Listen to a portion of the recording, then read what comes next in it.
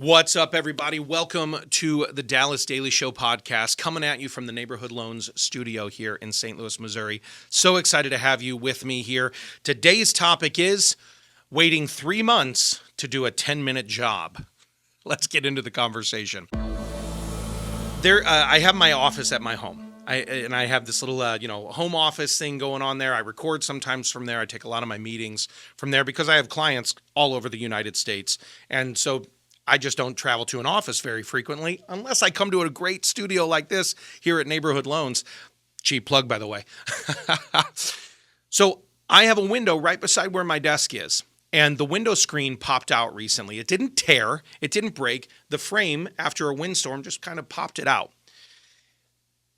Not a very difficult job for me to pop that back in. I should go ahead and tell you right now, I am not a handy person when it comes to certain elements of my world. I'm always having other people do it. I'm like, could I do this? Yes, I could get frustrated by it. Yes, it could take me 10 times as long. I could watch 38 YouTube videos on how to make it happen and probably lose my religion a little bit in my frustration levels, or I can hire somebody to do it and I can come do things like, I don't know, talk on a mic, do keynote speaking, and train my clients.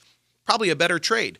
But stuff like a window screen, I should be able to handle that, right? That's simple, like pop it back in, hit the little braces and the little brackets in the frames, you're done. Guys, it took me 3 months to do this job because it was I'm not going to do it right now, I'll do it later. How many times have we all said that in our life? I'm not going to do it now, I'll do it later. I'm not going to do it now, I'll do it later. Oh, I could do it this weekend. Nah, it was a long week. I'm not going to do it now, I could do it later. Now, keep in mind, I'm not a delinquent husband, right? My wife also has a honey-do list, and I take care of the honey-do list because that's her to-do, not my to-do. And I don't want to cause much ado about that, but that's kind of how the to-dos work around our house. So this window screen sat undone for 3 months, and here's the problem. It was the best time of year to have the windows open. So we live in the St. Louis, Missouri area, and we're kind of known for our humidity here in St. Louis. And I love to have the windows open because there's certain times of year there's no humidity, there's no, you don't have the bugs coming in and all of that. Well, because I didn't have this screen in place, though, it was the time of year where, yeah, there wasn't a lot of humidity, but there were mosquitoes coming in, there were flies flying in every time I cracked that window. And I would find myself getting frustrated every time that stuff came in. And I'd go, man, if you would just put that window screen in, you could have your window open. You're missing the best time of year, Dallas. That was my self-talk at that time.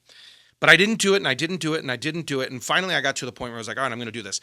It was less than 10 minutes. I went out to the garage where I carried the screen, by the way, to the garage to set it. I'll do it later. I bring it back in. I put it in. 5-minute job, 6-minute job, maybe. But it took me 3 months to do it. And I got to thinking after that, what other areas of my life am I delaying a great reward? Obviously, opening a window is not that big of a deal, but there are other areas of my life, and I would dare venture to say there's probably other areas of your life as well, where maybe you're missing out on a possibility or a reward or some kind of big thing that you could enjoy because you're refusing to do a 10-minute job, because you're refusing to create a micro habit, a micro success thing. And it doesn't have to be with your home office, right? It can be in every area of your life. Maybe it's something physical, where if you would just adopt one small micro habit, you would see long-term transformation.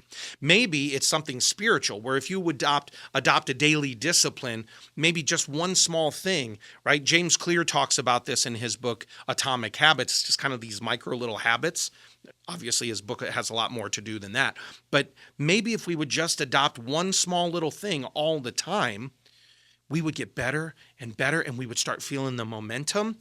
You'll hear me say in this podcast a lot, momentum is built moment by moment. Whether you have positive momentum in your life or negative momentum in your life, it all matters in how you manage those moments. So momentum is just moment by moment by moment by moment by moment by moment by moment, momentum. See how that works?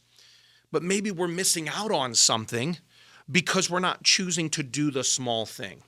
And I don't want you to I don't want you to experience or not experience the fullness and the richness of what might be possible for you because you're refusing to do the one small thing. So maybe it's physical, maybe it's spiritual, maybe it's in your relationships, maybe it's a financial choice that you keep making a bad choice and you just need to do one small micro habit. I don't know what it is for you, but I want you to think about, and in this show, we're going to give you a story, we're going to give you some insights, and hopefully we're going to give you some kind of actionable takeaway that you can implement in your life. We're going to call it the positive play call, all right? Because I like sports. I talk sports a lot. I want you to have a winning life, and I'm always going to tell you to have a championship day. So here's kind of the positive play call I want you to think. I want you to ask yourself, where in my life have I been delaying the adoption of a micro habit that could give me transformation? Where in my life have I been delaying the adoption of one small micro habit that could give me ultimate life transformation? It could be just a small thing that you build moment by moment by moment by moment. Where could that be in your life? I want you to think about that today, all right? That's it, my friends. That's all I got for you. Here's what I'm going to ask you to do. If you're gaining value from these shows, whether you're watching us on YouTube or whether you're checking us out on Instagram or any of the podcast platforms, I'd love to get to know who you are, where you are, and what your story is. Please go ahead and subscribe to the show. Set the notification bells. Get these in your inbox every day if you want to do that. But also, we have plenty of resources available for you at the website dallasdailyshow.com. Again, that's dallasdailyshow.com, as well as information about our sponsors, our studio sponsor, and others. So go there, get active in that, rate the show, review the show, subscribe to the show, do all the things. That's all I got for you today, my friends. I hope to see you back here tomorrow. And in the meantime, have a championship day. Thanks for listening to my dad's podcast. For more tools, go to dallasdailyshow.com. Be sure to like, subscribe, and share. Thank you.